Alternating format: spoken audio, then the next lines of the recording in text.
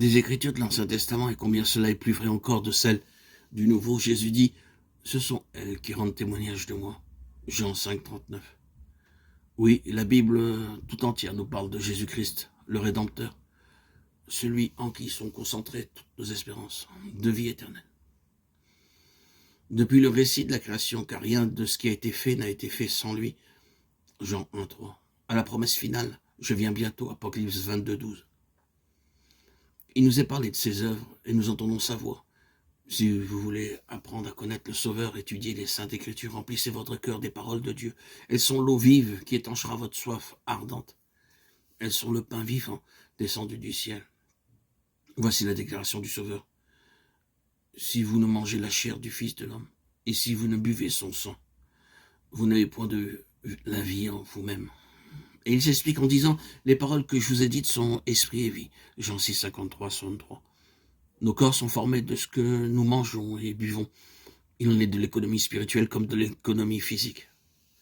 C'est ce que nous méditons qui donne de la vigueur et de la force à notre nature spirituelle. Le thème de la rédemption est celui dans lequel les anges désirent plonger leur regard. Il sera la science et le chant des rachetés pendant l'éternité. Ne mérite-t-il pas d'être étudié attentivement dès maintenant? La miséricorde et l'amour infini de Jésus-Christ, le sacrifice accompli en notre faveur. Voilà quel doit être le sujet de nos réflexions les plus sérieuses et les plus solennelles. Il faut s'arrêter longuement sur le caractère de notre Rédempteur et intercesseur et méditer sur la mission de celui qui est venu sauver son peuple de ses péchés. Par la contemplation des choses célestes, nous fortifierons notre foi et notre amour. Nos prières seront plus agréables à Dieu parce qu'elles seront de plus en plus inspirées par la foi et l'amour. Elles seront intelligentes et ferventes. Nous acquérons une confiance plus ferme en Jésus et nous ferons une expérience journalière et vivante de sa puissance pour sauver parfaitement ceux qui viennent à Dieu par lui. En méditant sur les perfections du Sauveur, nous sentirons naître en nous le désir d'être entièrement renouvelé et transformé à sa pure image. L'âme désirera ardemment ressembler à celui qu'elle adore.